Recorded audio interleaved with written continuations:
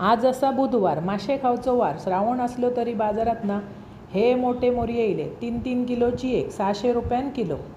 तिघात कापून घेतली, एक एक वाटो. ताजी फडफडीत होती. भरपूर त्याच्यापेक्षाही मोठे मोठे येयले. पण आम्ही तिघजण भागीदार म्हणून तिघात वाटणी झाली. आणि 4 केलास तर अजून थोडी थोडी येतात. ती खाल्ल्यासारखी वाटाक होईना. आणलं, स्वच्छ धुतलं, बारीक केलं, परत एकदा पाणी घालून टाकलं, नंतर त्याला मीठ लावलं आणि हळद, म्हणजे हिमसाण पण अजिबात येत नाही.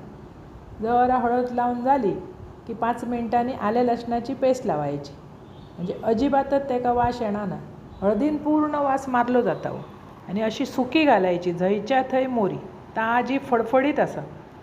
नंतर एक कढई घेतलं, त्याच्यात घातलं तेल, बारीक चिरून कांदो भाजापर्यंत आल्या लसणाची पेस्ट आणि घरगुती भाजको मसालो लावून 10 मिनटं ठेवून द्यायची. 10-15-20 मिनटं तरी रवली तरी चलता.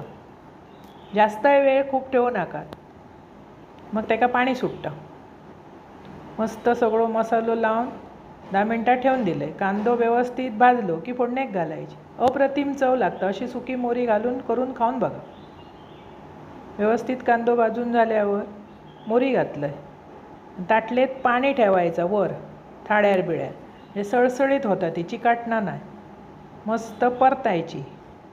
ह्याच्याबरोबर गरमागरम जोंधळ्याची किंवा तांदळाची भाकरी एकदम भारी लागतं. मोरी सगळ्यांक कोकणात आवडतं. मार्केटात दिली की ठेवणतच नाही. ती 4 किलोची 5 किलोची असली तरी आपोआप वाटेकरी तयार होतं आणि पटकन ती कापून एक एक वाटो घेऊन जातं.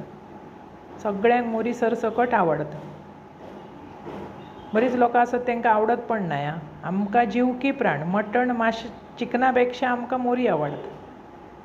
व्यवस्थित ती वाफेर शिजली, मग 2 चमचे कांद्या खोबऱ्याचा भाजक्या वाटप घातलं.